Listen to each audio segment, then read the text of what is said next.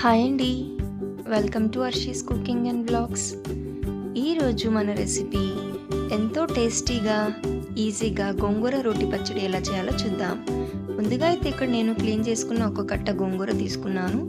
దీనిలో కట్ చేసుకున్న ఒక టమాటా, కొత్తిమీర, చిటికెడు పసుపు వేసుకొని ఒకసారి బాగా కలిపి మీడియం ఫ్లేమ్లో గోంగూరని మగ్గించుకోవాలి. ఇలా మగ్గిన తర్వాత పక్కన పెట్టుకొని స్టవ్ మీద ప్యాన్ పెట్టి నూనె వేడైన తర్వాత 10 నుంచి 12 ఎండుమిర్చిని ఇలా తెంచుకొని ఫ్రై చేసుకోవాలి.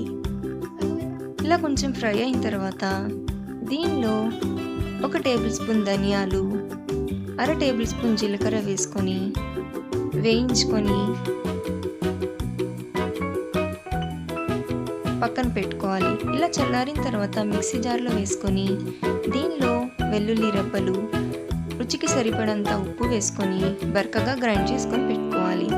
ఇప్పుడు దీనిలో గోంగూర చల్లారిన తర్వాత వేసుకొని మిక్సీ పట్టాలి.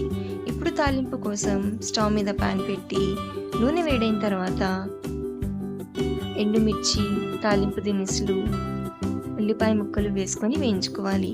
ఇలా కొంచెం వేగాక దీనిలో కరివేపాకు, దంచిన వెల్లుల్లి రెబ్బలు వేసుకొని తాలింపును దూరగా వేయించుకోండి.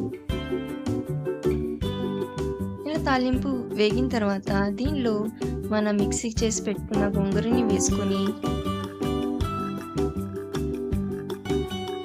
కట్ చేసుకున్న ఉల్లిపాయ ముక్కలు వేసుకోండి. ఇలా ఉల్లిపాయ ముక్కలు వేసుకుంటే మధ్య మధ్యలో తగులుతూ రుచి చాలా బాగుంటుంది. వేసిన తర్వాత ఒకసారి కలుపుకుంటే మన గోంగూర రొట్టి పచ్చడి అయితే రెడీ అయిపోతుంది. మీకు ఈ రెసిపీ నచ్చితే మా ఛానల్ని సబ్స్క్రైబ్ చేసుకోండి.